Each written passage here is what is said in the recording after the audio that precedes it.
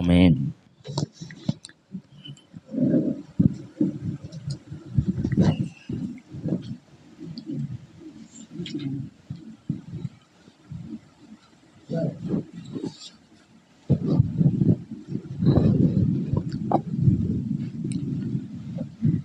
Hallelujah. Thank you, Father. நன்றி.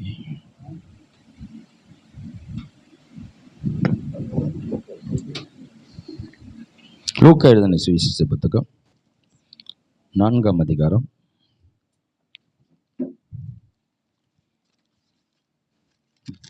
16 21 வரைக்கும்.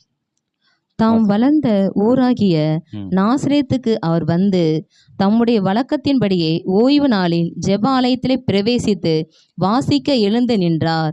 அப்பொழுது ஏசாயா தீர்க்கதரிசியின் புஸ்தகம் அவரிடத்தில் கொடுக்கப்பட்டது.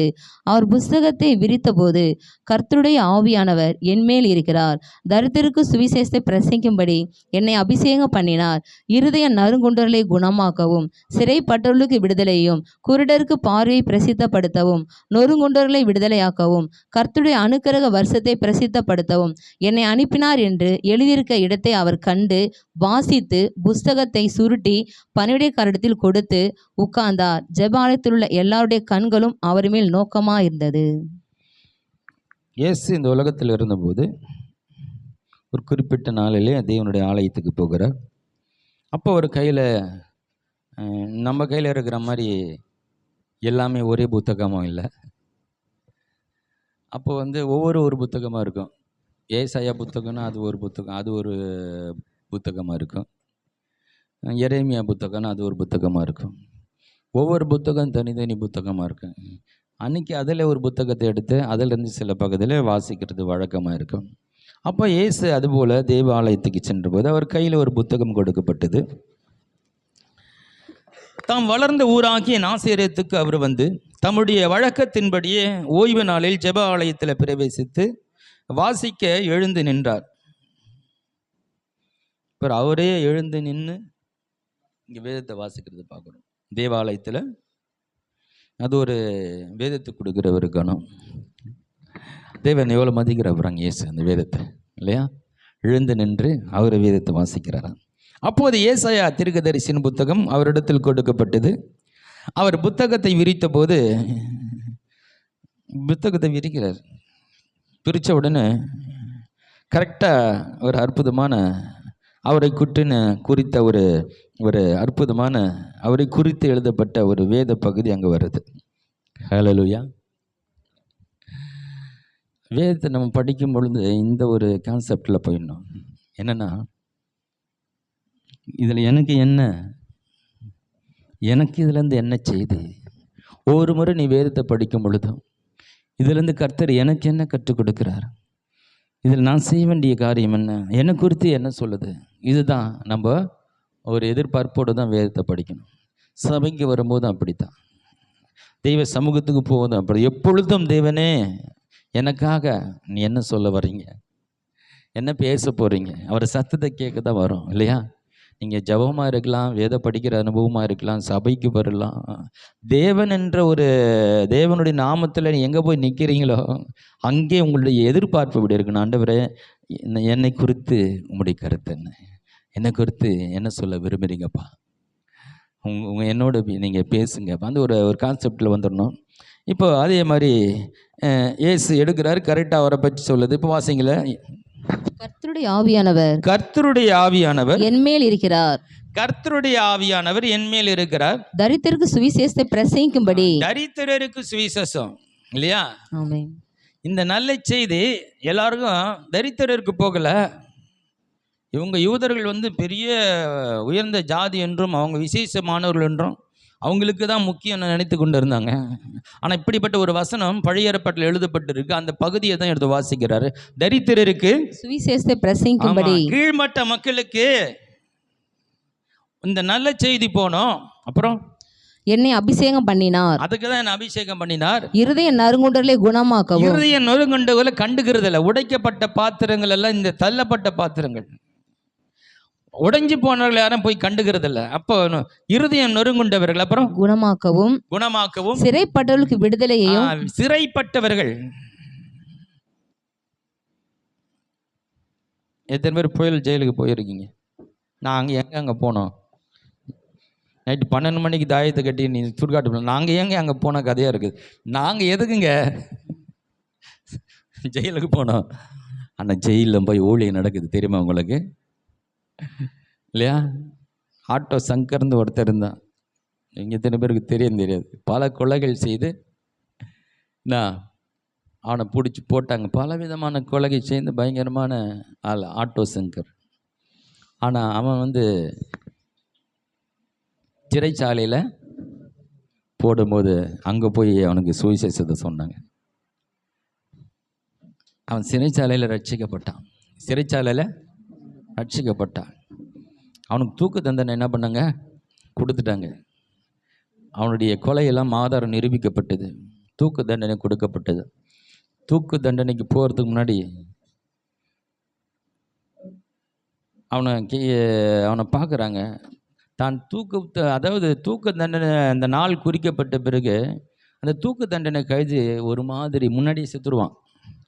நாளைக்கு நான் சாக போகிறேன்னு அவனுக்கு எல்லாம் பழைய நினைவுகள்லாம் வந்துடும். அவ்வளோதானா, நம்ம வாழ்க்கை முடிஞ்சுதா, என் பிள்ளைங்களை யார் பார்ப்பாங்க, இனிமேல் என்ன, இப்படி பல கேள்விகள் நிற்கும். அதை யோசித்தே அவன் என்ன பண்ணுவான், ஒரு மனதளவில் செத்து போயிடுவான். அப்படியே ஒரு மாதிரி இந்த தூக்கு தண்டனைக்கு போகிறதுக்கு முன்னாடி ஒரு மாதிரி சோர்ந்து போயிடுவாங்க. ஆனால் இந்த ஆட்டோ சங்கர் அப்படி சோர்ந்து போகவில்லை, உற்சாகமாக இருந்தான். கேட்டாங்களே, என்னப்பா தூக்கு போட போகிறோன்னா எல்லாருமே கவலையாடுவாங்க, நீங்கள் மட்டும் உற்சாகமாக இருங்க. நான் மரித்து என் இயேசுவோடு இருக்க போகிறேன். அல்லேலூயா. அந்த அந்த அந்த அந்த ரட்சிப்பை பெற்றுக்கொண்டான். மரணத்துக்கு பிறகு அந்த வாழ்க்கையின் சத்தியத்தை அவன் தெரிஞ்சு கொண்டான். மரணத்தை பற்றி கவலைப்படலை. நான் மரித்த அடுத்த முடியும் என் இயேசுவோடு இருக்க போகிறேன்னு சொன்னான். அல்லேலூயா. அப்போ சில சிறையில் இருக்கிறவர்களுக்கு, சிறைப்பட்டவர்களுக்கு விடுதலையும், ஜெயில இருக்கிறது சிறை இல்லை, சில பிரச்சனையில மாட்டிக்கிட்டே வெளியே வர முடியாமல் இருப்பாங்க. அது ஒரு சிறைங்க. எப்படியாவது வந்துடணுங்க, எப்படியாவது போய் இந்த இதில் போய் மாட்டிக்கிட்டேன் நான், இது எப்படி வெளியே வரணும்னு எனக்கு தெரியல. இதெல்லாம் ஒரு சிறை தான். வாசிங்க. குருடருக்கு பார்வை பிரசித்தப்படுத்தவும். குருடருக்கு பார்வைன்னா உண்மையில கண்ணு தெரியாத ஒரு குருடன், ஆனால் அவனும் கரெக்டாக இருக்கிறான். கண்ணு தெரிஞ்ச குருடர் இருக்கிறாங்க. கண்ணு தெரிஞ்ச ஆமாம், நல்லதெல்லாம் பார்க்க தெரியாது அவங்களுக்கு, சிறந்ததை பார்க்க தெரியாது. அப்படிப்பட்ட குருடர்கள். வாசிங்க. நொறுங்குண்டவர்களை விடுதலையாக்கவும், கர்த்தருடைய அனுக்கிரக வருஷத்தை பிரசித்தப்படுத்தவும். கர்த்தருடைய அனுக்கிரக வருஷம்னு ஒன்று இருக்கு. கர்த்தருடைய அனுக்கிரக வருஷம். ஆமா, இதுதான் இன்னைக்கு பார்க்க போறோம். கர்த்தருடைய அனுக்கிரக வருஷத்தை பிரசித்தப்படுத்தணும் என்னை அனுப்பினார். அதுக்கு தான் அனுப்பினார். இதெல்லாம் பண்ணிட்டு ஒரு முக்கியமான மேட்ரு என்னன்னா, அனுக்கிரக வருஷத்தை பிரசித்தப்படுத்தணும்.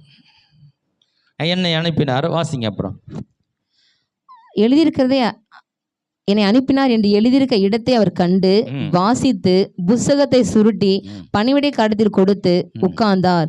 ஜெப ஆலயத்தில் உள்ள எல்லாருடைய கண்களும் அவர் மேல் நோக்கமாயிருந்தது. அப்பொழுது அவர் அவர்களோட பேசத் தொடங்கி, உங்கள் காதுகள் கேட்க இந்த வேத வாக்கியம் இன்றைய தினம் நிறைவேறிற்று என்றார். பாருங்க, இஸ்ரவேல் ஜனங்களுக்கு இந்த அனுக்கிரக வருஷம்னு நல்லாவே தெரியும். அனுக்கிரக வருஷம்னா அவங்களுக்கு நல்லாவே தெரியும்.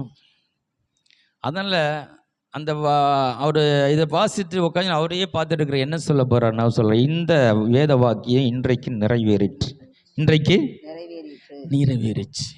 இது எப்படி நிறைவேறிச்சு? இந்த அனுக்கிரக வருஷம் என்ன, இதை பற்றி பைபிள் எங்கே சொல்லப்பட்டிருக்கு, அப்படின்னா என்ன, ஆண்டவர் இதை இங்கே ஏன் நிறைவேறிட்டுன்னு சொல்லுகிறாரு. சரி, அதுக்கு நமக்கும் என்ன சம்மந்தம் இருக்கிறது, அதை தான் இன்றைக்கி குறித்து நம்ம பார்க்க போகிறோம். துரிதமாய் போகலான்னு நினைக்கிறேன், நேரம் இல்லாதபடினால. என்னோடு கூட நீங்கள் ஏசாயா புத்தகம் 61ஆம் அதிகாரத்தில் 1-3 வசனம். இப்போ இயேசு சொன்ன வாசித்த அந்த பகுதி ஏசாயா புத்தகத்தில் இருக்கிறது. அதுதான் இது. மறுபடியும் வாசிங்க. கர்த்தராகிய தேவனுடைய ஆவியானவர் என்மேல் இருக்கிறார். சிறுமைப்பட்டவர்களுக்கு சுவிசேஷத்தை அறிவிக்க கர்த்தர் என்னை அபிஷேகம் பண்ணினார்.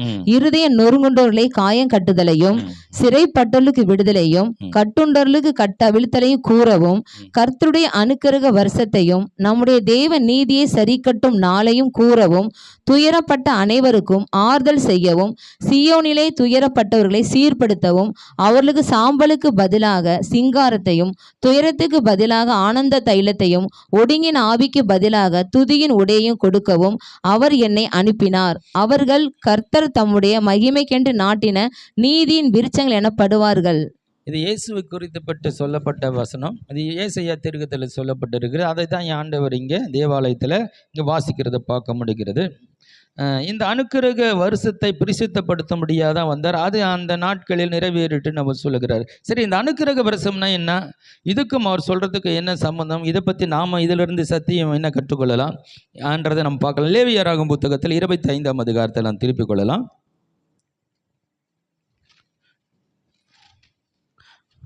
அதில் 1-5 வசனங்களை வாசிக்க நாம் கேட்போம். கர்த்தர் சீனாய் மலையில் மோசேயை நோக்கி, கர்த்தர் சீனாய் மலையிலே மோசேயை நோக்கி, நீ இஸ்ரவேல் புத்திரோடு சொல்ல வேண்டியது என்னவென்றால், சொல்ல வேண்டியது என்னவென்றால், நான் உங்களுக்கு கொடுக்கும் தேசத்திலே நீங்கள் போய் சேர்ந்திருக்கும் போது அதாவது நீங்க எகிப்தில் அடிமைகளா இருந்தீங்க, இப்ப கானான் தேசத்துக்கு போக போறீங்க. பாலும் தேனும் ஓடுகிற தேசத்துல நீங்க போய் சேர்ந்த பிறகு நீங்க விஷயங்களை கடைபிடிக்கணும். அதை பத்தி சொல்றாரு. தேசம் கர்த்தருக்கென்று ஓய்வு கொண்டாட வேண்டும். தேசம் கர்த்தருக்கென்று ஓய்வு கொண்டாட வேண்டும். 6 வருஷம் உன் வயலை விதைத்து உன் திராட்சை தோட்டத்தை கிளை கழித்து அதன் பலனை சேர்ப்பாயாக. 7ஆம் வருஷத்திலோ கர்த்தருக்கென்று ஓய்ந்திருக்கும் ஓய்வு தேசத்திற்கு இருக்க வேண்டும். அதில் உன் வயலை விதைக்காமலும் உன் திராட்சை தோட்டத்தை கிளை கழிக்காமலும் தானாய் விளைந்த பயிரானது அறுக்காமலும் கிளை கழிக்காது விட்ட திராட்சை செடியின் பழங்களை சேர்க்காமலும் இருப்பாயாக. தேசத்துக்கு அது ஓய்வு வருஷமா இருக்க கடவது. இங்கே பார்க்குறோம், ஓய்வு என்ற வார்த்தை நம்ம இங்கே அடிக்கடி இந்த பகுதியில் வாசிக்கப்படுற இந்த பகுதியில் ஓய்வு, ரெஸ்ட். அது எப்படின்னா 6 வருஷம் விதைச்சு அறுத்து 7ஆவது வருஷம் என்ன பண்ணோம்? அந்த வருஷம் முழுசும் ரெஸ்ட், வருஷம் முழுசும் ஓய்வு. 6 வருஷம் வேலை செஞ்சு 1 வருஷம் முழு ரெஸ்டா? வேலைக்கு போகக்கூடாதா? அந்த வருஷத்துக்கு வேண்டியதெல்லாம் கர்த்தர் கொடுத்துருவாராம். ஃபாரின்லாம் போனீங்களா, வருஷத்துக்கு 1 மாதம் லீவு. 1 மாதம் வாரத்தில் 2 நாள் லீவு. 2 நாள் 8 மணி நேரம் வேலை, 2 நாள் என்ஜாய் பண்ணுறாங்க. இது பார்த்தா குறைச்சிக்கலாம், வருஷத்துக்கு ஒரு 30 நாள் லீவு. போய் உலகமெல்லாம் சுற்றி வராங்க. நம்ம நாட்டில் தான் காலையிலும் வேலை, நைட்லேயும் வேலை. மிஷின் போல் மாறிட்டோம் நமக்கு அந்த என்ஜாய்மெண்ட்டு. கர்த்தர் மனிதனுக்கு ஓய்வு தேவைன்னு இன்னைக்கு காட்ட போகிறேன். அல்லேலூயா. அந்த ஓய்வு இளைப்பாறுதல் எப்படி நமக்கு தேவன் கொடுத்துருக்கிறாரு, அதை நம்ம அனுபவிக்கிறோமோ அதனால் பலன் என்ன இன்னைக்கு பார்க்க போகிறோம். அப்போது 1 வருஷம் ரெஸ்ட், 1 வருஷம் ஓய்வு. வாசிக்கலாம். அதில் 8ஆம் வருஷம் 8லேருந்து 10 வாசிக்கலாம். அன்றும் 7 ஓய்வு வருஷங்கள் உள்ள 7 வருஷங்களை எண்ணுவாயாக. அந்த 7 இது போல 1 வருஷம் போக இன்னொரு ஸ்கீம் கொண்டு வர, முதல்ல வாரத்துக்கு 1 நாள் லீவு ஸ்கீம் இல்லையா? அன்னைக்கு ஓய்ந்து இருக்கணும், அது ஒரு ஸ்கீமு இல்லையா? சின்ன ஸ்கீம், வாரத்துக்கு 1 நாள். இப்போ 7 வருஷத்துக்கு ஒரு வருஷம் லீவு. 1 வருஷம் லீவு. பாரு, முகங்கள்லாம் பிரகாசமாக இருக்குது. அந்த மாதிரி எனக்கு வேலை இருந்தால் நல்லா இருக்குங்க. 1 வருஷம் ரெஸ்ட்டாக பிள்ளைங்களை கூட்டின்னு ஊட்டி கோடைக்கானெல்லாம் போய் சுற்றி காமிச்சு, கடல், பீச்சு, ஒவ்வொரு நாளும் ஒரு நாளைக்கு போய் என்ஜாய் பண்ண மாட்டேன்னு தேவன் நம்ம நினைக்கிறதுல அவர் யாருக்குன்னு நினைச்சார். ஹல்லேலூயா. 1 நாள் லீவ் கிடைக்காதா? 1 நாள் லீவ் கொடுக்க மாட்டாங்களா கம்பெனியில்? இல்லை, 1 நாள் எக்ஸ்ட்ரா 1 நாள் எடுத்துட்டா திட்டுறாங்க.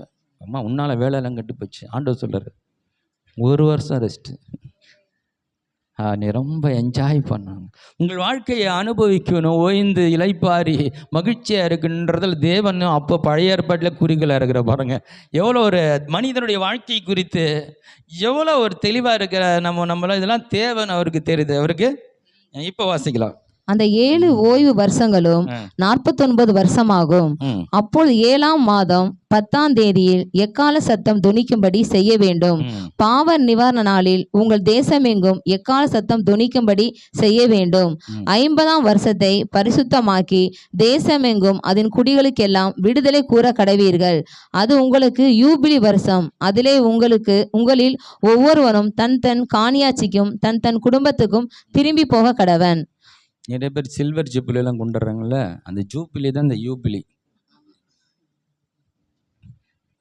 இந்த யூபிலி தான் இங்கிலீஷில் ஜூபிலின்னு இருக்கும்.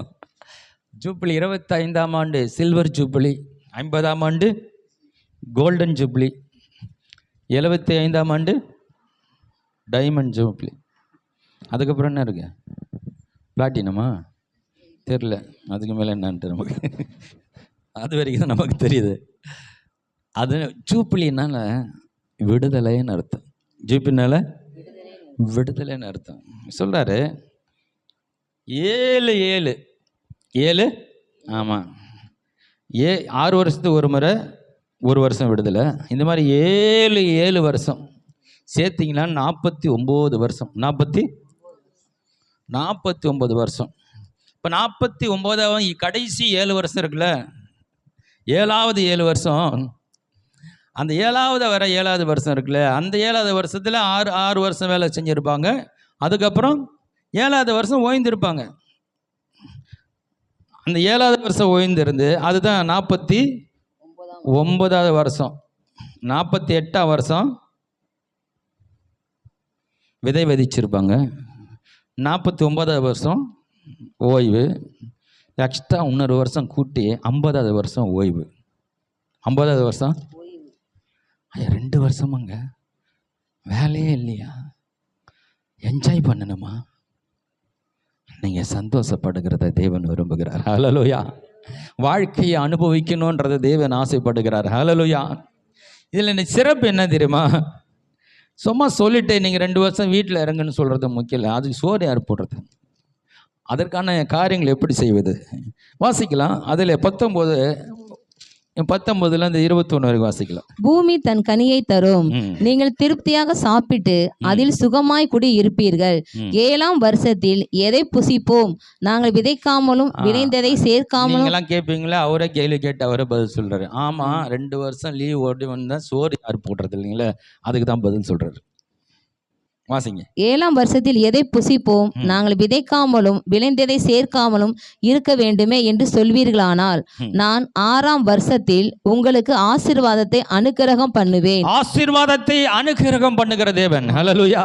உழைக்காமலே நீ கஷ்டப்படாமலே அனுக்கிரகம் பண்ணுகிற ஒரு தேவன் நம்முடைய தேவனா இருக்கிறார். ஹல்லேலூயா.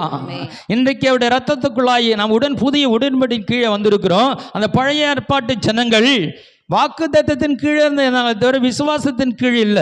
வாக்கு தத்தத்தின் கீழே இருந்தவர்களுக்கு இத்தனை ஆசீர்வாதம் என்றால், நமக்காய் வந்து மரித்த இயேசு கிறிஸ்து விசுவாசிக்கிற நமக்கு அனுக்கிரகம் பண்ண வல்லவராக இருக்கிறார். ஹல்லேலூயா. வாசிங்க.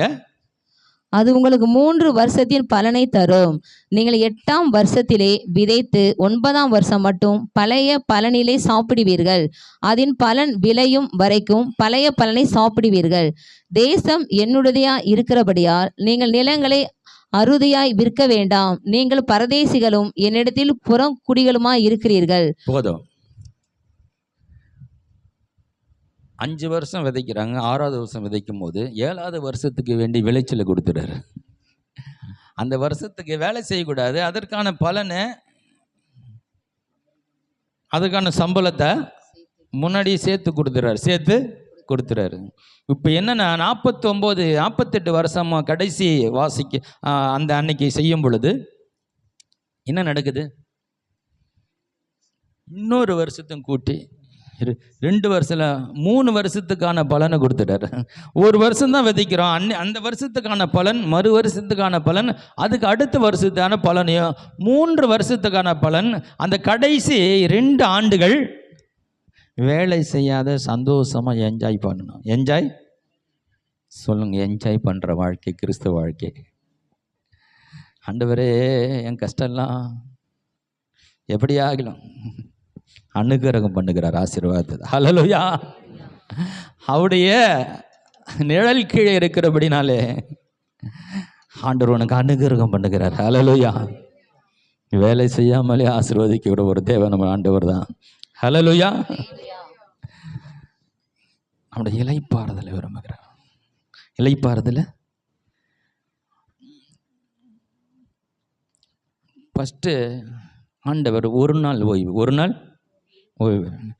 ஆண்டவர் மனிதன வாழ்க்கையை ஃபஸ்ட்டு ஓய்வு நாளில் ஆரம்பிக்கிறார். அதை பார்க்கலாம் நம்ம ஆதியாகம புத்தகத்தில் ஒரு 2ஆம் அதிகாரம் 1-3 வாசிக்கலாம். இவ்விதமாய் வானமும் பூமியும் அவைகள் சர்வசேனை உண்டாக்கப்பட்டு தீர்ந்தன. தேவன் தாம் செய்த தம்முடைய கிரியையை 7ஆம் நாளில் நிறைவேற்றி தாம் உண்டாக்கின தம்முடைய கிரியைகளை எல்லாம் முடித்த பின்பு 7ஆம் நாளிலே ஓய்ந்திருந்தார்.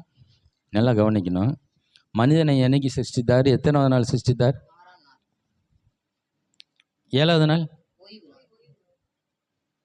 இப்போதாம்மா மனிதனை சிருஷ்டித்தாரு. First rest. ஃபஸ்ட்டு என்ஜாய் பண்ணு, பாரு, சுற்றி பாரு, எல்லாத்தையும் நான் படிச்சுக்கினேன் உனக்காக வச்சுருக்கிறதெல்லாம் கொஞ்சம் நல்லா சாப்பிட்டு டேஸ்ட் பண்ணி பாரு. இதெல்லாம் போய் அந்த அற்புத காட்சிகளை பார், வானத்தை பார், சூரியனை பார், இந்த கடலை பார், மீன்களை பார், மிருகங்களை பார், விதவிதமாக படிச்சுக்கிற அதை என்ஜாய் பண்ண. ஒரு நாள் என்ன பண்ண? ஃபஸ்ட்டு மனிதன வாழ்க்கையே ஓய்வு, ரெஸ்ட்லேருந்து ஆரம்பிக்கிறது. ஹலோ, மனிதன வாழ்க்கை படித்து முதல் ஓய்வில் தான் ஸ்டார்ட் பண்ணுறாரு. முதல் மகிழ்ச்சியில் ஸ்டார்ட் பண்ணுறாரு. கர்த்தர் நல்லவர். அப்புறம் வைக்கிறாரு 7வது நாள். ஒவ்வொரு வாரமும் 7வது நாள் ஓய்ந்திருக்கிறோம். அது கர்த்தருக்காய் கர்த்தரை நினைவு கூறு, கர்த்தரின் படைப்பில், கர்த்தரை வழி நடத்துதல், கர்த்தரை நினைச்சு ஆண்டவர் எனக்காய் எப்படிப்பட்ட வாழ்க்கை வச்சிருக்கிறேன் என்று அது ஆண்டவருக்கு நன்றி சொல்லி மகிழ்ந்திருக்கிற ஒரு அற்புதமான ஒரு நாள். எத்தனை பேருக்கு தெரியும்? அன்னைக்கு தான் விருந்தாளி வராங்க பிரதர், அன்னைக்கு தான் ஓட்டி வைக்கிறாங்க பிரதர், அன்னைக்கு தான் ஓவராக வேலை வருது பிரதர்.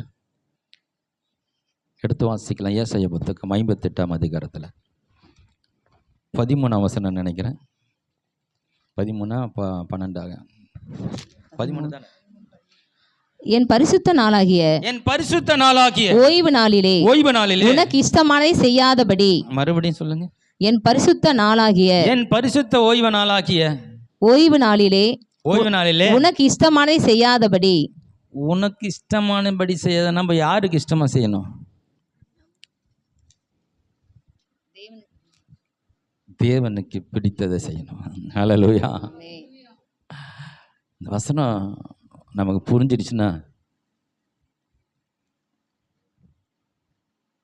இந்த ஞாயிற்றுக்கிழமையில பொண்ணு பார்க்குறது, ஃபங்க்ஷன் வைக்கிறது, அப்போதாங்க எல்லாம் வருவாங்க.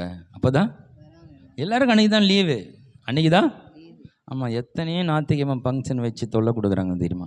கடவுளை ஆராதிக்கிற நாளில் அது கர்த்தருக்காகி ஒரு நாள். ஹல்லேலூயா. அதோட சமூகத்தில் இளைப்பாகிற நாள், தேவனை துதிக்கிற ஒரு நாள், அது மன மகிழ்ச்சி நாள். அதுக்கு பேர் என்ன? மகிழ்ந்து தேவனை குறித்து தேவ சன்னிதானத்தில் அந்த நாள் முழுவதும் கழிக்கிற ஒரு நாள். தேவனுக்காகவே இன்னும் வாசிங்க, அதில் அற்புதமாக இருக்கு. இன்னும் நிறைய காரியம். உன் காலை இஷ்டமானது செய்யாதபடி உன் காலை விலக்கி. ஹலோ, இந்த வசனம்லாம் நல்லா நீங்கள் மனதில் ஏற்றிக்கணும். உன் காலை விலக்கி. எங்கே விலக்கி? உனக்கு இஷ்டமானது செய்யாதபடி. பிடிச்ச இடத்துக்கு ஓடுறது, பிடிச்ச இடத்துக்கு. ஆமாம், பிடிச்ச இடத்துக்கு ஓடுறது ஞாயிற்றுக்கிழமை. எல்லாருக்கும் ஞாயிற்றுக்கிழமை ஓய்வு நாள். எப்படின்னா அன்னைக்கு சபை ஃபார்மாலிட்டி, மற்ற அன்னைக்கு நிறைய ரிசப்ஷன், ஃபங்க்ஷன், நிறைய திட்டங்கள், நிறைய காரியங்கள், அங்கே போகணும் இங்கே போகணும் அப்படின்னு சொல்லி இஷ்டமான இடத்துக்கு போகக்கூடாது அப்படின்னு சொல்லுது. உன் வழிகளின்படி நடவாமலும் உனக்கு இஷ்டமானதை செய்யாமலும் உன் சொந்த பேச்சை பேசாமல் இருந்து செய்யறது. அப்புறம் உன் சொந்த பேச்சை பேசாமல் இருந்து. ஹலோ, இப்போ சொந்த பேச்சு பேசணும். எந்த பேச்சை பேசுறது? கர்த்தருடைய வார்த்தை பேசணும். ஹல்லேலூயா. உனக்கு இஷ்டமானது செய்யாமல் தேவனுக்கு இஷ்டமானதை செய்யணும். உனக்கு பிடித்த இடத்துக்கு ஓடாமல் கர்த்தருக்கு பிடித்த இடத்துல ஓடணும். ஹல்லேலூயா. இது ரொம்ப சொந்த பேச்சு பேசாமல் கர்த்தருடைய வார்த்தை பேசணும். ஓய்வு நாளில் கடவுளுடைய வார்த்தை பேசுகிற ஒரு நாள். அதுதாங்க உண்மையான சந்தோஷம். நம்முடைய உண்மையான மகிழ்ச்சி சமாதானம் எங்கே தெரியுமா இருக்கு? தேவனுடைய சமூகத்திலும் அவருடைய வார்த்தையை பேசுவதிலும், என் தேவனை நினைத்து பார்க்கிறதிலும், அவருடைய வல்லமை விளங்கி கொள்கிறதும், அவர் ஆராய்ந்து பார்க்கறதிலும் அங்கதான் நமக்கு உண்மையான மகிழ்ச்சி இருக்கு. அவருக்காக செலவிடுகிற நேரங்களில் தான் நம்முடைய உண்மையான இலைப்பாறுதலும் மகிழ்ச்சி இருக்கிறது. அதுக்காக ஒரு நாள் வச்சுட்டாரு. இன்னைக்கு வந்து நீ கண்டதை யோசனை இருக்கக்கூடாது. என் சமூகத்தில் அமர்ந்து உனக்காய் நான் வைத்திருக்கிற ஆசீர்வாதங்களை பாருங்க. அவருடைய வார்த்தையின் மூலமா என் தரிசனத்தில் பாரு. தரிசனத்தை கண்ணை திறந்துன்னு பாருன்ற யாரு? தூங்கின்னு பார்க்குற தரிசனம் அல்ல. அப்துல் கலாம் சொன்னாரா, விழிக்கும் போது பார்க்கறது தான் சொப்பனம், அதுதான் தரிசனம். தூங்கும் போது என்னென்னமோ வரும், என்னென்னமோ திடீர்னு பாம்பு வரும் இல்லையா, திடீர்னு நாய் கடிக்கும். நம்ம கடைசியாக நாயை பார்த்துட்டு தூங்கியிருப்போம். அன்றைக்கி நம்ம ரோட்டில் உள்ளன்னு கொழிச்சிருக்கோம். அதை பார்த்துட்டு போய் தூங்கினோன்னா நைட்டில் தூக்கத்தில் நாய் கொழிக்கிற மாதிரி கனவு வரும். நிறைய கனவுகள் இப்படி தான் வரும். அப்போ நீ வந்து விழித்து கொண்டு பார்க்குற கனவுன்னா, கடவுளுடைய வார்த்தையை படிக்க படிக்க படிக்க நம்முடைய ஆவியிலே ஒரு காட்சியை பார்க்கிறோம். நம் கண் விரல் திறந்திருக்கலாம், ஆனால் அந்த வார்த்தையிலிருந்து வருகிற அந்த வெளிப்பாட்டின் அறிவினாலே நம்முடைய வாழ்க்கையில் எதிர்காலத்தில் என்ன நடக்க போகிறது என்பது தரிசனத்தில் பார்க்க முடியும். ஹல்லேலூயா. ஆவியிலே நீங்க கண்ணை திறந்துட்டு பார்க்க முடியும். ஹல்லேலூயா. கண்ணுக்கும் ஆவிக்கும் சம்பந்தம் இல்லை. கண்ணு சரீரத்தில் இருக்குது, ஆனால் ஆவி நமக்கு உள்ளே இருக்கிறது. ஹல்லேலூயா. அது ஆவியின் கண்கள்னு உள்ளே இருக்கிறது. ஆவியுடைய அது ஆவியில் பார்க்கிறது. கண்ணு திறந்தாலும் திறக்க கிடையாது, பிரச்சனை இல்லை. ஆவியில் பார்க்க முடியும். ஆவியில். அப்போ அந்த ஓய்வு நாள் என்பது என்ன? தேவன் என்ன காய் வைத்திருக்கிற அதை பார்க்கணும். அதை தான் குருடரடி கண்கள் திறக்கிறது. நம்ம காய் ஆண்டவர் படைத்திருக்கிற எத்தனை அற்புதமான வாழ்க்கை, எதிர்காலம், அதிசயங்கள், அற்புதங்கள், நம்முடைய எல்லா தேவைக்கான காரியங்கள் எல்லாம் வைத்திருக்கிற அதை பார்க்க முடியாமல் குருடாக்கப்பட்டு அநேகர் தரித்திரத்திலும் வறுமையிலும் வியாதியிலும் பலவீனத்தில் வாழ்ந்து கொண்டவர்களை கண்கள் திறக்கப்படணும்.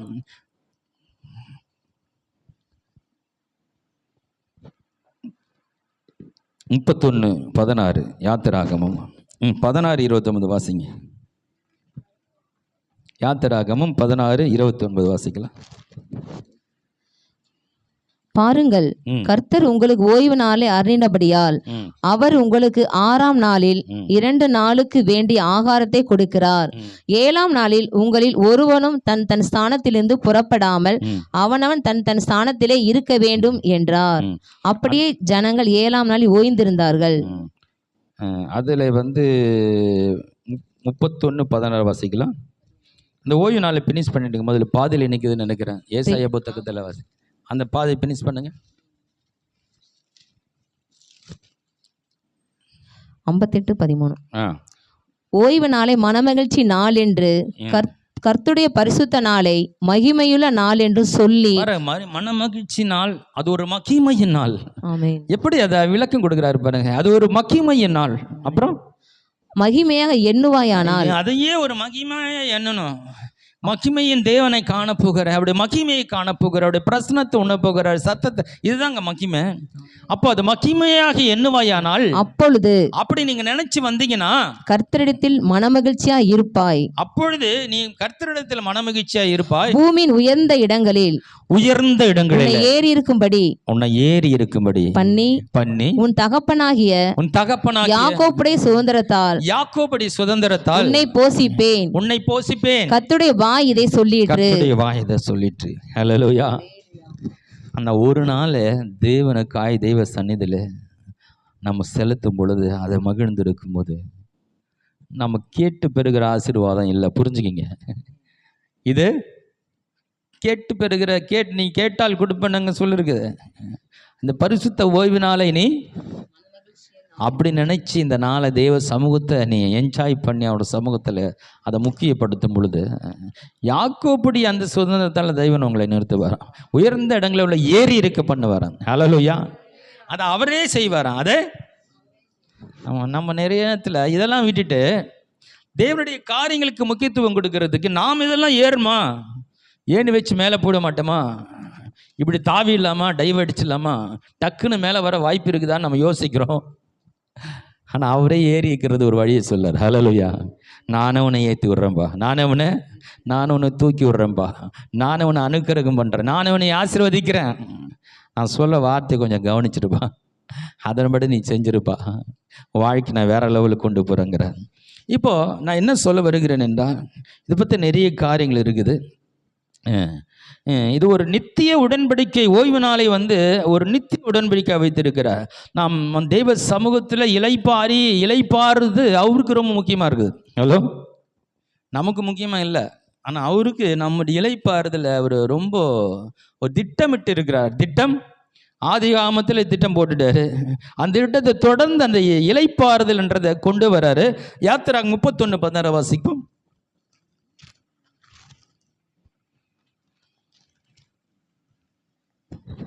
ஆகையால் இஸ்ரவேல் புத்திரர் தங்கள் தலைமுறை தோறும் ஓய்வு நாளை நித்திய உடன்படிக்கையாக ஆசரிக்கும்படி அதை கை கொள்ள கடவர்கள். உடன்படிக்கைனா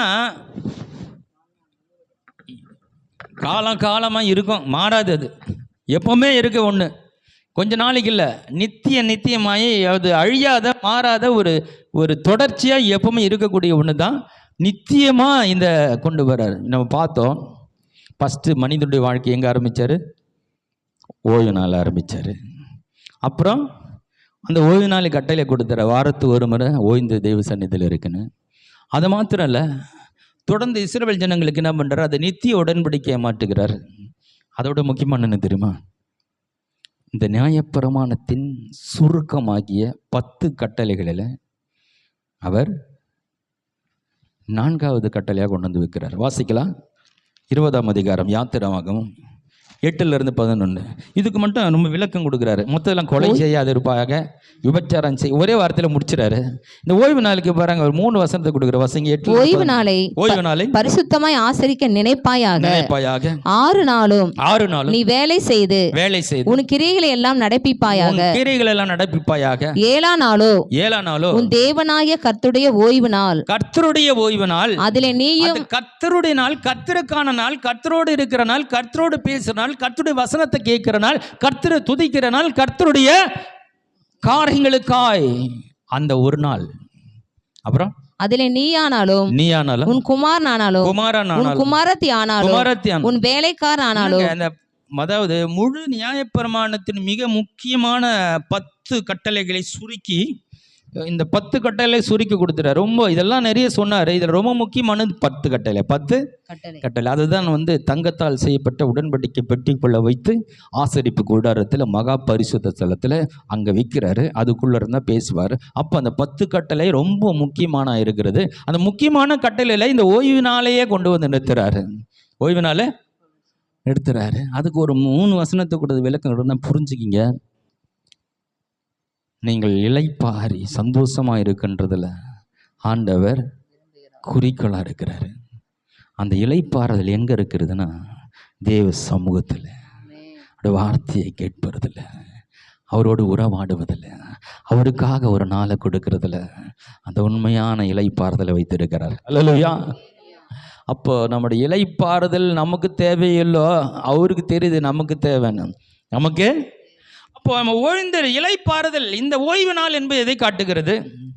அது மகிழ்ந்திருக்கிற நாள், அது இளைப்பாறுகிற நாள், அதை அனுபவிக்கிற நாள், அதை டேஸ்ட் பண்ணுகிற நாள், அதை எண்ணி பார்க்குற நாள், அது நன்றி செலுத்துகிற நாள் இல்லையா? அந்த கவலை இல்லாத, கவலைகளை மறக்கிற ஒரு நாள். இதெல்லாம் சேர்ந்து தான் ஒரு ஓய்வு நாள். இது சேர்ந்து தான் ஓய்வு நாள் இல்லை? அந்த நாள். இப்போ நான் சொல்கிற யூபிலி வருஷத்துக்கு வருகிறேன். வாசிக்கலாமா? இப்போ லேவியராகமம் 25ஆம் அதிகாரம் 9-10 வாசிக்கலாம். அப்பொழுது 7ஆம் மாதம் 10ஆம் தேதியில் எக்கால சத்தம் தொனிக்கும்படி செய்ய வேண்டும். பாவ நிவாரண நாளில் உங்கள் தேசமெங்கும் எக்கால சத்தம் தொனிக்கும்படி செய்ய வேண்டும். 50ஆம் வருஷத்தை பரிசுத்தமாக்கி தேசமெங்கும் அதன் குடிகளுக்கெல்லாம் விடுதலை கூற கடவீர்கள். அது உங்களுக்கு யூபிலி வருஷம். அதிலே உங்களில் ஒவ்வொருவனும் தன் தன் காணியாட்சிக்கும் தன் தன் குடும்பத்துக்கும் திரும்பி போக கடவன். அந்த 50ஆம் வருஷம் உங்களுக்கு யூபிலி வருஷமா இருப்பதாக. இதுதான் அனுகிரக வருஷம். இதுதான் இப்போ இயேசு சொன்னார்ல, ஏசாயா சொன்னார்ல, அந்த அனுக்கிரக வருஷம் நாங்கள் சொல்லப்பட்டது, அனுக்கிரக வருஷத்தை பிரசித்தப்படுத்தும்படியாக நான் வந்தேன்னு சொல்கிறார்ல, அந்த காரியம் இப்போ நிறைவேறிச்சுன்னு சொன்னார். அவர் சொன்ன அந்த அனுக்கிரக வருஷம் என்பது இதோ இந்த நாளை குறிக்கிறது. இந்த 50ஆம் வருடம் யூபிலி வருஷம் தான் அனுக்கிரக வருஷம் என்று வேதம் சொல்லுகிறது. வேதம் சரி, அந்த 50ஆம் வருஷத்துடைய சிறப்பு என்ன?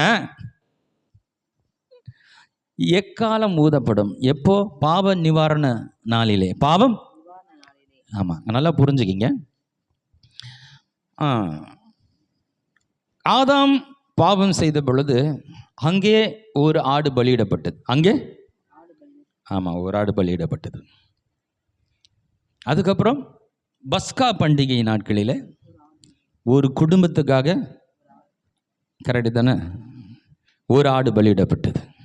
அப்புறம் இஸ்ரவேல் மக்களுடைய நாட்களிலே வருடத்துக்கு ஒரு முறை இஸ்ரவேல் மக்களுக்காக, தேசத்தில் இருக்க எல்லாருக்காக, அதுதான் இங்கே சொல்றது, பாவ நிவாரண பலியாய் அந்த ஒரு பலி வருஷத்துக்கு ஒரு முறை பிரதான ஆசாரியன் இந்த எல்லா மக்களுடைய பாவ நிவாரண பலியாக அந்த இரத்தத்தை எடுத்துக்கொண்டு மகா பரிசுத்த ஸ்தலத்தில் அந்த பாவ நிவாரண பலியாய் முழு மக்களுக்காக ஒரே ஒரு பலி செலுத்தப்படும். ஒரே முழு தேசத்துக்கும் ஒரு பலி செலுத்தப்படும். அப்படிப்பட்ட நாளை தான் இங்கே குறிக்கிறது. அப்படிப்பட்ட அப்படிப்பட்ட நாள் அன்னைக்கு வருஷத்துக்கு ஒரு முறை பலியிடுகிற அந்த 10ஆம் நாள் எக்காலம் ஊதப்படும். எக்காலம் ஊதப்படும். அந்த எக்காலம் ஊதப்படுற நாள் கல்வாரி சிலுவையில் ஆண்டவர் அந்த முழு உலகத்தின் பாவத்தை சுமந்து தீர்க்கிற தேவ ஆட்டுக்குட்டியாய் அன்று இஸ்ரவேல் தேசத்துக்காய் ஒரு ஆடு பலியிடப்பட்டது. இந்த உலகத்தினுடைய எல்லா மக்களுடைய பாவத்துக்காய் ஒரே பரிசுத்த பலியாய் குற்றமற்ற மாசற்ற தேவ குமாரனாகிய இயேசு கிறிஸ்து பலியானார். ஹல்லேலூயா. அந்த பலியிடுகிற நாளில் எக்காலம் ஊதப்படும். எக்காலம் ஊதப்படும். இப்போ இயேசு பலி ஆயிட்டாரு. எக்காலம்னு தெரியுமா? வருத்தப்பட்டு பாரம் சுமக்கிறவர்களே, நீங்கள் எல்லாரும் என்னிடத்துல வாருங்கள், உங்களுக்கு இன்னைக்கு உலகம் முழுவதும் அந்த எக்காலத்தை ஊதி கொண்டு இருக்கிறோம். நீயே நானும் ஊதப்பட்டு இருக்கிறோம். அந்த எக்காலத்தை சத்தத்தை கேட்டு யாரெல்லாம் இந்த இயேசு வண்டை வருகிறார்களோ அவர்களுக்கு யூபிலி வருடம் 50வது ஆண்டு வருடத்தினுடைய அந்த விடுதலை ஆண்டாய் மாறுகிறது. ஹல்லேலூயா. அது 50 வருஷத்துக்கு ஒரு முறை தான் வரும். இன்னைக்கு யாரெல்லாம் இந்த சத்தத்தை கேட்கிறாங்களோ ஒவ்வொரு நாளும் இந்த யூபிலி வருஷம் இன்னைக்கு மக்களுக்காய் காத்து கொண்டு இருக்கிறது. ஹல்லேலூயா. அன்னைக்கு பாருங்களேன், ஒரு மனுஷன் கிட்டத்தட்ட ஒரு 70-80 வருஷம் 100 வருஷம் வாழறான்னு வச்சுங்க, அவனுடைய வாழ்நாட்களில் ஒரு முறையாவது இந்த யூபிலி வருஷத்தை பார்த்துக்கணும். ஆண்டவர் சிஸ்டம் தான். ஹல்லேலூயா. இந்த 50 வருடத்துடைய கணக்கு என்ன? ஆண்டவர் வைத்திருக்கிற திட்டம் என்ன? இந்த இஸ்ரவேல் ஜனங்களில் ஒரு முறையாவது இந்த 50வது வருடத்தை ஒருத்தன் பார்த்துடணும். ஒரு வருடம். சரி, இந்த இதனுடைய சிறப்பு என்ன? அன்னைக்கு அநேகர் மனிதர்களை அடிமைகளாய் கொள்ளுகிற ஒரு காலம் இருந்தது. பணத்துக்காக தன் பிள்ளைகளை அடிமை கொடுத்துருவாங்க. பல காரியங்களுக்கு அடிமையாய் விலை வாங்கி மக்கள் அடிமையாக போயிடுவாங்க. சில அடமானம் போடுவாங்க, சிலர் நிலத்தை அடமானம் போட்டிருப்பாங்க. இதெல்லாம் இந்த 50ஆம் வருடம் எல்லாத்தையும் ரிட்டர்ன் பண்ணணும். எல்லாம் ஆமாம், அடிமையாக இருக்கணும். என்ன பண்ணணும்? விடுதலை அனுப்பிச்சிடணும். அவன் சொந்த குடும்பத்துக்கு அனுப்பிச்சிடணும். அவனுக்கு விடுதலை. ஏமா அடமானம் போட்டோன்னா அவன் காசு கொடுக்க தேவையில்ல, அவனுக்கு திருப்பி கொடுத்துடணும். இந்த 50ஆம் வருடம் என்பது இழந்து போன எல்லாத்தையும் மீட்டெடுப்பது. ஹல்லேலூயா. மனிதன் இழந்து போன எல்லாவற்றையும் மீட்டெடுக்கிற ஒரு நாள் தான் அந்த ஆண்டு தான் இந்த யூபிலி வருடம். அதுதான் 50வது ஆண்டு. அதுதான் இயேசு கிறிஸ்து உலகத்தில் கல்வாரியில் மரித்த அந்த நாள் யூபிலி வருஷம் ஆரம்பித்து விட்டது. இப்போது எக்காலம் சத்தம் தொனித்து கொண்டிருக்கிறது. இந்த உலகத்துக்கு ஒரு எக்கால சத்தமாக நீ நானும் இருக்கிறோம். ஹல்லேலூயா. எக்காலத்தை ஊதி கொண்டு இருக்கிறோம். இயேசு உங்கள் பாவங்களுக்காய் மரித்தார், உங்கள் சாபத்துக்காய் மரித்தார், உங்களை விடுதலையாக்கும்பட இயேசு இருக்கிறார்னு சொல்லும் போது நீங்க ஊதுகிற அந்த எக்கால சத்தத்தை கேட்டு எவன் ஒருவன் அந்த சத்தத்தை நம்பி வருகிறானோ அவனுக்கு யூபிலி வருஷம் ஆரம்பிக்கிறது. ஹல்லேலூயா. அவன் வாழ்க்கையில் விடுதலை ஆரம்பிக்கிறது. அடிமைப்பட்ட வாழ்க்கையில் விடுதலை ஆகிறான். வறுமையிலிருந்து வெளியே வரும். அவன் இழந்து போன எல்லாத்தையும் மீட்டெடுக்கிறான். சந்தோஷத்தை இழந்துட்டான், சுகத்தை இழந்துட்டான், சொத்துக்களை இழந்துட்டான், உறவுகளை இழந்துட்டான். அவன் இழந்து போன எல்லாவற்றையும் மீட்டெடுக்கிற ஒன்றுதான் இந்த யூபிலி வருடம். ஹல்லேலூயா. அதை தான் இயேசு கிறிஸ்து உனக்காய் எனக்காய் மரித்த அந்த வருடம் தான் யூபிலி வருடம். அது வருஷத்துக்கு ஒரு முறை, அது 50 வருஷத்துக்கு ஒரு முறை தான் வரும். ஆனால் இயேசு மரித்த அந்த நாளிலிருந்து யூபிலி வருடம் இன்னைக்கும் ஒவ்வொரு நொடி பொழுதும் ஒவ்வொரு நாளும் யூபிலி வருடம் செயல்பட்டு கொண்டே இருக்கிறது. ஹல்லேலூயா. இப்போது எக்காலம் தினந்தோறும் ஊதப்படுகிறது. எக்காலம் ஊதப்பட்டு கொண்டே இருக்கிறது. யாரெல்லாம் அந்த எக்காலத்தை சத்தத்தை கேட்டு இது எனக்கான விடுதலைக்கான சத்தம், ஹல்லேலூயா, இதை நம்பி யாரெல்லாம் வர்றாங்களோ அவங்க வாழ்க்கையில இழந்து போன எல்லாத்தையும் மறுபடியும் மீட்டெடுக்கிறாங்க. ஹல்லேலூயா, ஹல்லேலூயா. அதுதான் யூபிலி வருஷம். அதுதான் இதை பிரசித்தப்படுத்த நான் வந்தேன். இப்ப இந்த வசனம் நிறைவேறிச்சு. இயேசு சொல்றாரு. ஒருவேளை அன்னைக்கு இருந்த யூதர்களுக்கு அது முழுசா புரிஞ்சுதானு தெரியல. ஆனா யூபிலி வர நல்லா புரியும் அவங்களுக்கு. ஆமா, நல்லா கொஞ்சம் யோசித்து பாருங்களேன். ஒருத்தன் அடிமையா போயிட்டான்.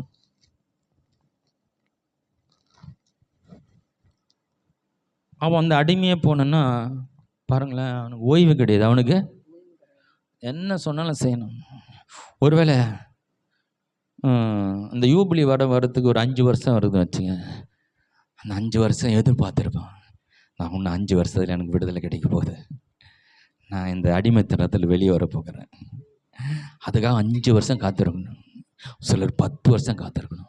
ஒருவேளை 20 வருஷத்துக்கு முன்னாடி ஒருத்தர் அடிமையாக போயிருக்கலாம். உள்ள 20 வருஷத்துக்கு முன்னாடி நிலத்தை அவன் அடமானம் வைத்திருக்கலாம். பாருங்க, ஒரு பெரிய இடத்தை திருக்க மீட்க முடியாமல் இருக்கலாம். அப்போ பாருங்க, அந்த யூபிலி வருஷம் எப்போ வரும் அதை எதிர்பார்த்து கொண்டு இருப்பான். என் நிலத்தை மீட்க முடியாதா, அந்த நாள் வந்தால் மீட்டுடுவேனே, நான் எனக்கு எப்போது விடுதலை கிடைக்கும், நான் ஒரு நல்ல என் விருப்பம் போல வாழ முடியல. அந்த நாள் இந்த யூபிலி வருடத்துக்காய் அவன் அநேக இஸ்ரவேல் ஜனங்கள் தன் இழந்ததை மீட்கும்படியாக ஒவ்வொரு நாளும் காத்து கொண்டிருந்த அந்த நாள் இன்னைக்கு அந்த நாள் உனக்கா எனக்கு காத்து கொண்டு இருக்கிறது. ஹல்லேலூயா. நீ இனிமேல் வெயிட் பண்ண தேவையில்ல. இன்னொரு நாள் இல்ல, இன்னொரு வருடங்கள் இல்ல, இன்னும் 10 வருடம் இல்ல, இன்னும் 5 வருடம் இல்ல. என்னைக்கு இயேசு இந்த உலகத்தில் வந்து நம்முடைய பாவங்களுக்கு மரித்தாரோ, நீ பிறக்கிறதுக்கு முன்பாக உனக்காக யூபிலி வருடம் காத்து கொண்டு இருக்கிறது. ஹல்லேலூயா. இனி ஒரு நிமிடம் கூட காத்திருக்க வேண்டியதில்லை. இழந்ததை பெற்றுக்கொள்ளும்படியாய் உனக்காக ஒரு இளைப்பாறுதல், உனக்காக ஒரு பரிபூர்ண ஆசீர்வாதம் கல்வாரி சிலுவையிலே என் தேவன் சம்பாதித்து வைத்திருக்கிறார். ஹல்லேலூயா. ஒன்னே ஒன்று தான் செய்யணும், எக்கால சத்தம் காதல துணிக்கணும். ஹல்லேலூயா. அது வெற்றியின் எக்கால சத்தம், அது விடுதலின் எக்கால சத்தம், அது மகிமையின் எக்கால சத்தம். உங்க அந்த சத்தம் கேட்கும் போது உனக்கு மகிழ்ச்சி வரணும். கர்த்தருடைய வசனம் கேட்கும் பொழுது அது விடுதலைக்காய் பேசிக்கொண்டு இருக்கிறது. அது கேட்கும் போது ஒரு மகிழ்ச்சி உள்ளத்துல வரணும். ஹல்லேலூயா. இங்க பேசப்படுகிற ஒவ்வொரு சத்தியம் உங்களுக்கு எக்காலம் போல இருக்கணும். ஹல்லேலூயா. தோத்து போன ரிட்டன் வராங்களே, அவங்க எக்காலம் ஊதிட்டுலாம் வர மாட்டாங்க. ஆனால் வெற்றின்னு ஒரு எக்காலம் இருக்கிறது. ஹல்லேலூயா. உங்களுக்கு வெற்றியின் எக்காலம் தான் இங்கே ஊத்திட்டு இருக்கிறோம் வாரம் வாரம். ஹல்லேலூயா. உங்களுக்கு எக்காலம் நீ நல்லா இருப்பீங்க, நீங்கள் ஆசீர்வாதமாக இருப்பீங்க. வியாதி ஆண்டவர் சுமந்துட்டார், வறுமையை சுமந்து விட்டார், நீங்கள் ஆசீர்வதிக்கப்பட்டவர்கள். கர்த்தர் உங்களை உயர்த்த போகிறார், மேன்மைப்படுத்த போகிறார்னு சொல்லி ஒவ்வொரு வாரம் ஒவ்வொரு நாளும் சொல்கிறோமே, உன் காதில் அது எக்காலம் சத்தமாக தோணிக்கணும். ஹல்லேலூயா. அது ஒன்று கேட்கும் போதெல்லாம் ஒரு மகிழ்ச்சி வருதே, அது ஒரு எக்கால சத்தம். ஹல்லேலூயா. அந்த பலியிடுகிற அந்த நாளிலே, பலியிடுகிற அந்த நாளிலே தான் எக்காலம் ஊற்றணும்.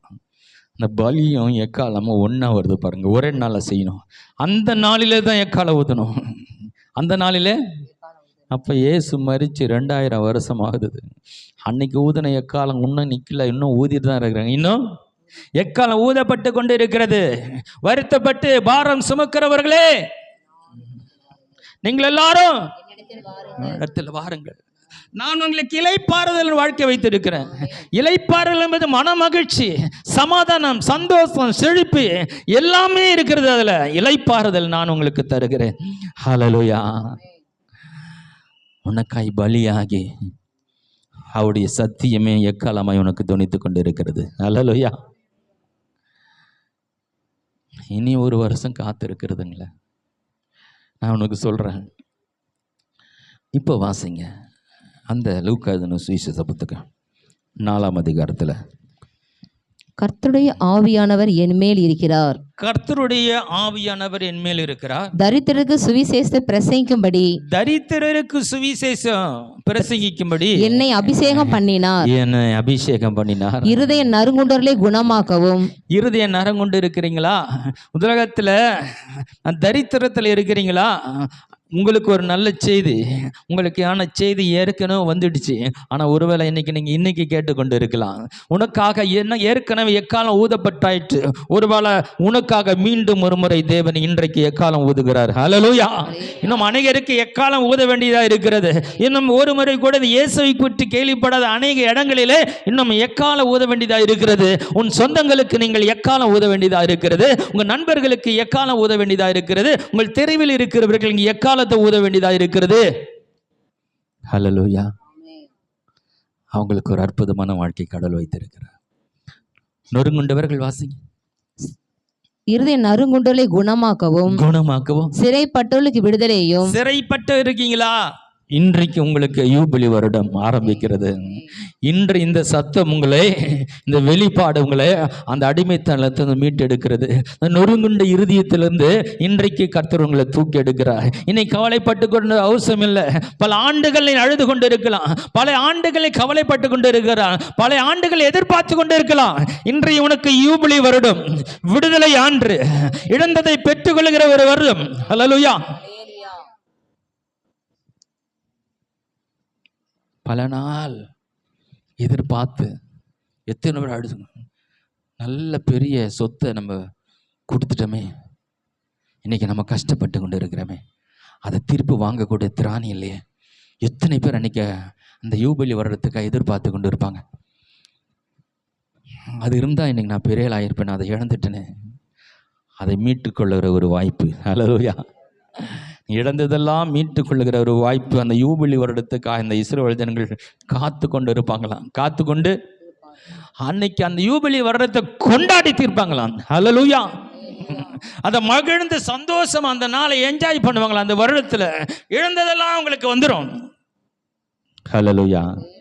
இந்த அனுகிரக வருஷத்தை பிரசித்தப்படுத்த முடிய இயேசு இந்த உலகத்துல வந்தார். உலகத்தின் எல்லா மக்களுக்கும் இழந்து போன எல்லா இழப்பையும், மாதாம் இழந்து போன எல்லா ஆசீர்வாதத்தையும் ஆண்டவர் மீண்டுமாய் ஆண்டவர் உங்களுக்கு கொடுக்க முடியாய். இந்த யூபிலி வருடம் உனக்காக எக்காலம் ஊதப்படுகிறது. உனக்காக ஒரு பலியாகி இயேசு மரித்து விட்டார். உனக்கு யூபிலி ஆண்டு துவங்கி விட்டது. இனி ஒரு நாளை நீ காத்திருக்க தேவையில்லை. இன்றே ரட்சணை நாள், இன்றே அனுகிரக வருஷம். அந்த வசனத்தை வாசிக்கலாமா? 2 கொரிந்தியர் 6:2 வாசிக்கலாம்.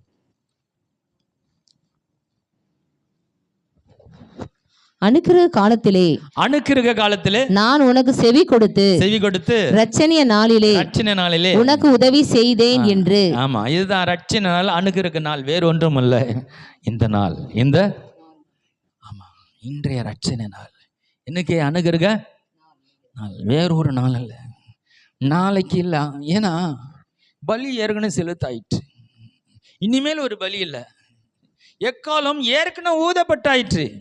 ஆனா அந்த சத்தத்தை நீ இப்பதான் கேட்டுக்கிற. ஹல்லேலூயா. ஏற்கனவே எக்காலம் ஊதிக்கொண்டே இருக்கிறது. உலகம் முழுவதும் எக்கால சத்தம் துணித்து கொண்டு இருக்கிறது. ஒருவேளை இன்னைக்கு நீ கேட்கலாம். ஒருவேளை இன்னைக்கு அது உனக்கு விடுதலை நாளாக இருக்கலாம். இது இன்னைக்கு ஒரு ரட்சணை நாளாக இருக்கலாம். உனக்காக ஒரு பலியாக இருக்கிறார். அந்த யூபிலி வருடம் என்பது எல்லாவற்றையும் மறுபடியும் மீட்டு கொண்டு சந்தோஷமாக வாழ்கிற ஒரு வருடம். மகிழ்ந்து களி கூறுகிற வருடம். மகிழ்ந்து களி கூறுகிற ஒரு வருடம். அது நமக்கு கல்வாரியில் ஆரம்பித்து விட்டது. ஹல்லேலூயா. அந்த 3 வருடத்துக்கான பலனை 1 வருஷம் கஷ்டப்பட்டு விதைச்சா 2 வருஷம் சேர்த்து பலனை கொடுக்கிறார். அவர் அனுகிரகம் பண்ணுகிறார். அனுகிரகம். ஆமாங்க. இந்த பிரசித்தப்படுத்துகிறார். என்னை நீங்கள் நம்பினா நீங்கள் ஓடா தேய்ந்து மாடா கஷ்டப்பட்டுல அவர் உன்னை ஆசீர்வதிப்பார். ஹல்லேலூயா. நீங்கள் கொஞ்சம் கஷ்டப்பட்டால் போதும். கொஞ்சம், ஆமாம், கொஞ்சம் கஷ்டப்பட்டா நிறைய ஆசீர்வாதம். சொல்லுங்க, கொஞ்சம் கஷ்டப்பட்டா நிறைய பேர் ரொம்ப கஷ்டப்பட்டு கொஞ்சமாக எடுக்கிறாங்க இல்லையா? போய் கஷ்டப்பட்டு ரொம்ப பிரயாசப்பட்டு என்னங்க எவ்வளோ கஷ்டப்படுறோம், அப்போ கூட ஒரு பெரிய ஆசீர்வாதம் பார்க்கலங்க. இன்னும் குறைவுகளோடு தான் வாழ்ந்து கொண்டு இருக்கிறேன். நான் சொல்கிறேன், உங்களுக்காக இயேசு கிறிஸ்து கல்வாரியில் பலியாயிட்டார். உங்களுக்காக எக்காலம் வெட்டினி எக்காலம் ஊதப்பட்டாயிற்று. நீங்கள் கொஞ்சம் கஷ்டப்படுங்க, உங்களுக்கு 2 வருஷம் எக்ஸ்ட்ரா அவர் என்ன பண்ண சம்பளத்தை கொட்டி கொடுக்குறாரு. 2 வருஷம் உங்களுக்கு வருமானத்தை கொடுக்குறாங்க. நீங்கள் உழைக்காமல் 2 வருஷம் என்ன பண்ணோம், ஜாலியாக உக்காஞ்சி ஆண்டோடைய படைப்பு சிருஷ்டிப்பு எல்லாத்தையும் பார்த்து சந்தோஷமாக இஷ்டப்பட்டதெல்லாம் செஞ்சு ஜாலியாக சந்தோஷமாக இந்த வருடம் முழுவதுமாக என்ஜாய் பண்றதுல தேவன் குறிக்கோளா இருக்கிறார். ஹல்லேலூயா. உன்னுடைய மகிழ்ச்சியின் வாழ்க்கையில தேவன் குறிக்கோளா இருக்கிறார். உன் சந்தோஷத்துல ஒரு குறிக்கோளா இருக்கிறார். நீ ஆசீர்வாதமா இருக்க வேண்டும் என்ற குறிக்கோளா இருக்கிறார். முதல்ல தேவனுடைய உள்ளத்தை புரிந்து கொள்ளுங்க. இது இன்னைக்கு நேற்று திடீர்னு வந்ததில்ல. ஆதாம் முதல் கொண்டு அந்த காரியம் போயிட்டு வருகிறது. ஒரு நாள் ஓழ்ந்து மகிழ்ந்து இருக்கணும், ஒரு நாள் அவன் ஆசீர்வாதமா இருக்கணும், ஒரு நாள் அவன் தேவனுடைய செய்த நன்மைகளை நினைச்சு பார்க்கணும்னு அங்கிருந்து கண்டினியூ பண்ணிட்டே வர்றாரு. ஹல்லேலூயா. இப்ப கல்வாரி சிலுவையில் மொத்தமா தூக்கி கொடுத்துறார். ஹல்லேலூயா. ஒவ்வொரு நாளும் நமக்கு இளைப்பாறுத நாள், ஒவ்வொரு நாளும் நமக்கு மன மகிழ்ச்சி நாள், ஒவ்வொரு நாளும் எப்போ தேவனோடு நீங்கள் நடக்கிறீங்களோ அது நமக்கு அந்த நிமிஷமெல்லாம் மன மகிழ்ச்சி நாள் தான். ஹல்லேலூயா. நாட்களை விசேஷித்துக் கொள்கிறவன் கர்த்தருக்கென்று நம்ம ஒவ்வொரு நாளும் யூபிலி நாட்களா ஒவ்வொரு நாளும் கூட நம்ம தேவனோடு நடக்கிற ஒரு நாளா மாத்திக்கலாம். ஹல்லேலூயா. நாட்டுக்கு மட்டுமல்ல, ஓய்வு நாள் ஒரு நாள் மாத்திரம் இல்லை. எப்போது தேவனோடு இருக்கிறீங்களோ, தேவனை நினைத்து கொண்டு இருக்கிறீங்களோ, ஒவ்வொரு நாளும் உங்களுக்கு மன மகிழ்ச்சி நாள் தான். ஹல்லேலூயா.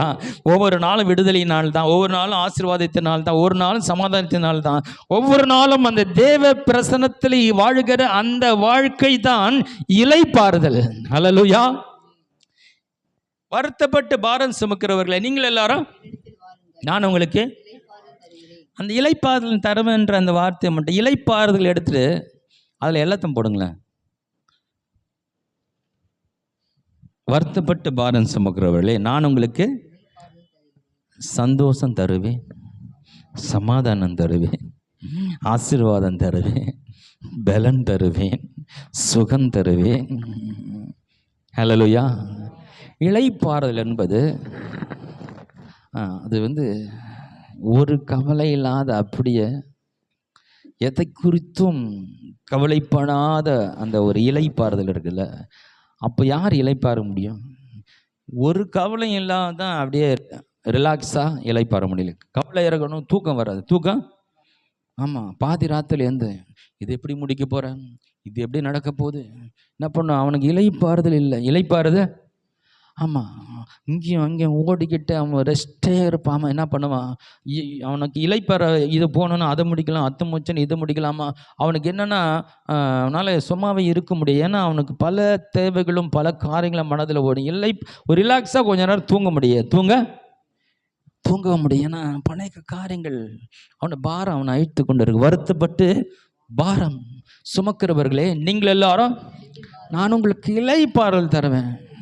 அந்த இளைப்பாறுதல் வந்தால் தான் கவலை இல்லாமல் சமாதானமாக சந்தோஷமாக மகிழ்ச்சியாக வாழ முடியும் இல்லையா? எனக்கு எல்லாமே இருக்குன்னு நினச்சிட்டால நல்லா தூக்கம் வந்துடும். ஹல்லேலூயா. எனக்கு எல்லாம் என் தேவன் செய்துட்டார் என்ற சத்தியம் புரிஞ்சிடுச்சுன்னா நான் எதுக்காக பிரயாசப்பட வேண்டியதில்லை. விசுவாசித்து எடுத்துக்கொள்றது தான் என் வேலை. விசுவாசித்து எடுத்துக்கொள்கிற வேலை தான் வச்சிருக்கிறாரு. உனக்காக அவர் எல்லாவற்றையும் செய்து முடித்து விட்டார். நீ விசுவாசித்து எடுத்துக்கொள்ளணும். எடுத்து கொள்ளுற வேலை தான். எது வேணுமோ விசுவாசித்து எடுத்துக்கணும். அப்போ ரிலாக்ஸாக இருக்கணும். எதை பற்றியும் கவலை இல்லை. அந்த நேரத்தில் நடக்கும் இல்லையா? திடீர்னு வரி பணம் கட்டணும். ஏசு கையில் காசு இல்லை. ஏசு கையில் எங்கேருந்து போகிறது? ஏசு போய் கேட்டால் நல்லா இருக்குமா காசு கொடுங்கன்னு. எத்தனை பேர் கண்ணை திறந்து இருக்கிறேன், குஷ்ரோகியை குணமாக்கி இருக்கிறேன், வியாதி குணமாக்கிறேன், பிசாசை துரத்து இருக்கிறேன் இல்லையா?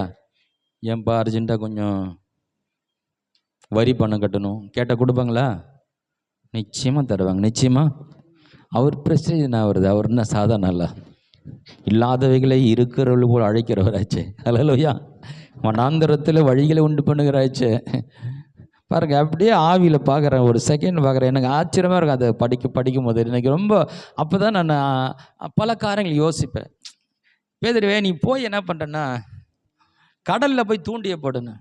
கடலில் தூண்டியை போடு. கடலில் தூண்டி போடுற ஆளை கொஞ்சம் கம்மி தான். கடலில் வலை தான் போடணும். கடலை ஆமாம், நிறைய மீன் கிடைக்கும். அதில் தூண்டி போட தேவையில்ல, அப்படியே போட்டு வாரி அள்ளிட்டு வரணும். அதில் ஒரு தூண்டியில் போடுங்கிறார். சரி, தூண்டியில் போட்டால் என்ன? அதில் மீனை பிடி. அதில் ஃபஸ்ட்டு வர்ற மீனை பிடிச்சி வாயை திறந்து பாரு. அதில் ஒரு வெள்ளி பணம் இருக்கும். அதை எடுத்துன்னு வந்து நம்ம எல்லாருக்கும் சேர்த்து வரி கட்டிடு. அது அப்புறம் பிடிக்கிறதெல்லாம் எடுத்துன்னு வாங்க சுட்டு சாப்பிடலாம். இப்போ முதல்ல பிடிக்கிறதுல வெள்ளி பணம் இருக்கும். வெள்ளி பணம் இருக்கும். அவருடைய வார்த்தை, அவருடைய விசுவாசம், அந்த லெவலில் அதை நான் பார்க்குறேன். செத்து போன எழுப்புறது அதெல்லாம் வேறு லெவல். புரியுதுங்களா? லாசர் எழுந்தானோ அவர் பேசுகிறாரு. அவர் பேசி எழுப்புறாரு இல்லையா? பிசாசை துரத்துக்கிறார் இல்லையா? 38 வருஷம் எழுந்த நடங்க. அதுக்கு ஏதோ ஒரு வாயில் சொல்கிறாரு. ஒரு குருடன் என்ன பண்ணுறாரு? என் சேட்டை உழுந்து இதெல்லாம் வந்து அவர் ஏதோ ஒன்று பண்ணுறாரு. ஏதோ பண்ணி தான் அங்கே நடக்குது. இந்த காரியத்தில் பார்க்கும்போது நீ போய் என்ன பண்ணும்? தூண்டில போடு. தூண்டில அதில் முதலாவது வர மீன் அது ரொம்ப குறிப்பாக சொல்கிறார் பாருங்க இல்லையா? எல்லா மீனும் பிடிச்சிட்டு ஒவ்வொன்றும் வாயை திறந்து பார்த்துன்னு இருப்பா, அதில் எதெல்லாம் ஒன்று இருக்கும் அப்படின்னு சொல்லலை. ஃபஸ்ட்டு பிடிக்கிற மீன் வாயை திறந்து பாரு, அதுக்குள்ளே வெள்ளி பணம் இருக்கும். அப்புறம் மீனை பிடிக்கிறதெல்லாம் நம்ம சாப்பிடலாம். அந்த பிடிச்சினா அதில் வெள்ளி பணம் இருக்கும். அதை எடுத்துன்னு போய் நீ நமக்கு கட்டுங்கிறார். இதை நாங்கள் ரொம்ப உற்றி நோக்க ஆரம்பித்தேன். அந்த நேரத்தில் சட்டுன்னு இந்த வார்த்தையை சொல்கிறார். சட்டுன்னு அந்த காரியத்தை அவருடைய அனந்த ஞானத்தை பார்க்குறேன். அதாவது கடலில் வந்து பலர் பிரயாணம் பண்ணுறாங்க. பிரயாணம் பண்ணும்போது நிறைய கடல்லேருந்து சில விஷயங்கள் விழுந்துடும். கடல்லேருந்து அந்த போட்டிலேயோ படகுல இருந்து சில காரியங்கள் மிஸ் ஆனால் தண்ணியில் போட்டு அதை எடுக்க முடியாது. நான் ஆழத்தில் போயிடும். அதை போய் தேடலாம், நீந்தெல்லாம் எடுக்க முடியாது. அப்படி பிரயாணம் பண்ணுற பல வருஷமாக பிரயாணம் பண்ணுறவங்க நிறைய அதில் பொருட்கள் விழுந்துருக்கு. அதில் வெள்ளி பணங்களும் அதில் விழுந்து கிடக்குது. ஜஸ்ட் அந்த ஒரு செகண்டில் அதை பார்க்குறாரு பாருங்க. கடலில் நிறைய வேஸ்ட்டாக இருக்குது. வேஸ்ட்டு பணம் இருக்குது. உடனே நீங்கள் தூண்டியில் போடு. சரி, அது ஓகே. கடலில் பணம் இருக்குது, அவர் கண்டுபிடிச்சிட்டாரு. ஓகே, அவர் அறிவிக்கு தெரியுது. ஓகே, மீன் பிடிக்க அது சரி. அந்த கடலில் இருக்கிற அந்த பணம் எப்படி வெளியே வரும்? ஒரு மீன் பிடிச்சிட்டு மீன் வந்து அந்த மீன்கிட்ட எடுத்துன்னு வரணும். இதுக்கு யார் செய்தியை கொடுக்கறது? ஹலோ, மீனுக்கு போய் சொல்லல ஒருத்தர், அப்பா ஏசு சொல்லியிருக்கிறாரு, நீ போய் என்ன பண்ணும், கடலில் இருக்குதான் அந்த வெள்ளி பணத்தை எடுத்துகிட்டு வான்னு சொல்லணுமா இல்லையா? யாருமே சொல்லவே இல்லையா? யாருமே. அது கடலுக்கு உள்ளவே இருக்கு. ஏசு எங்கேயோ பேசிட்டு இருக்கிறாரு, பேதுருக்கிட்ட பேசிட்டு இருக்கிறார், நீ போய் கடலில் தூண்டில் போடு. இப்போ எங்கேயோ ஒரு சம்பாஷணை நடக்குது. ஆனால் கடலுக்கு அடையில் இன்னொரு சம்பாஷணை நடக்குது மீன்களுக்கு நடுவில். ஹலோ, எத்தனை பேர் நம்புறீங்க இதை? மீன்கள் எல்லாம் கூடி பேசிக்குது. தேவகுமாரனாய இயேசு பரலோகத்தை விட்டு இறங்கி வந்து இந்த பூமியிலே அவர் ஊழியம் செய்து கொண்டிருக்கிறார். தேவ திட்டத்தை நிறைவேற்ற வந்திருக்கிறார். இப்போது அவருக்கு ஒரு சின்ன தேவை இருக்கிறது. அவருக்கு வரி பணம் கட்டணும். ஆனால் அதை கட்டக்கூடிய பணம் இந்த கடலுக்கு அடியில் தான் இருக்கிறது. நாமெல்லாம் தேடுவோம். நாமெல்லாம் தேடி யாருக்கு கிடைக்குதோ முதலாவது அந்த தூண்டில போய் நம்ம மாட்டோம். ஹலோ,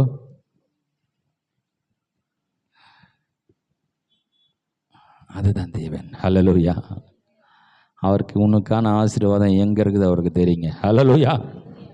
ஏதாவது ஒரு மீனை கொண்டு எத்தனை வந்து ஃபஸ்ட்டு உங்கள் கையில் கொடுக்க வைப்பார். ஹல்லேலூயா. நீ கேரித் ஆற்றங்கரையில் இருக்கலாம், உனக்காக சில காகங்களை வைத்திருக்கிறார். ஹல்லேலூயா. ஒருவேளை அந்த தண்ணீர் வற்றி போகலாம், உனக்காக ஒரு விதைவை வைத்திருக்கிறார். ஹல்லேலூயா. அந்த கொஞ்சம் மாவை ஆசீர்வதித்து உன்னையும் அந்த குடும்பத்தை போஷிக்க போகிறார். ஹல்லேலூயா. நீ அங்க போனது நிமித்தமா அந்த குடும்பம் ஆசீர்வதிக்க போகப்பட போகிறது. அதனால நீயும் ஆசீர்வதிக்க போற. ஹல்லேலூயா.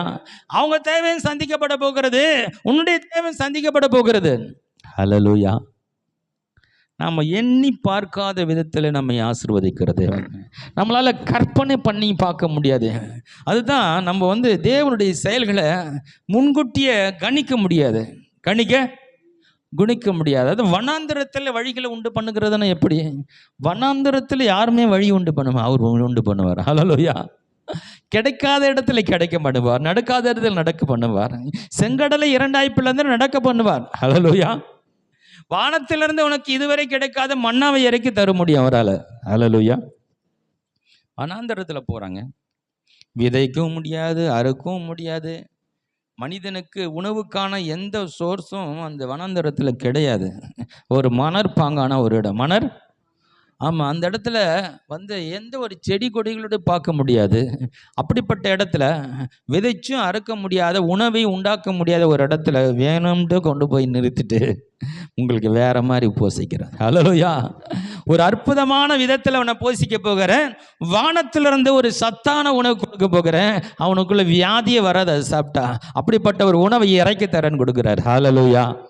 இல்லைன்னா என்ன தருது? நாம் அவர் எப்படி செய்வார்ன்றது ஆராய்ச்சி பண்ணுற வேலை நமக்கு கிடையாது. ஹல்லேலூயா.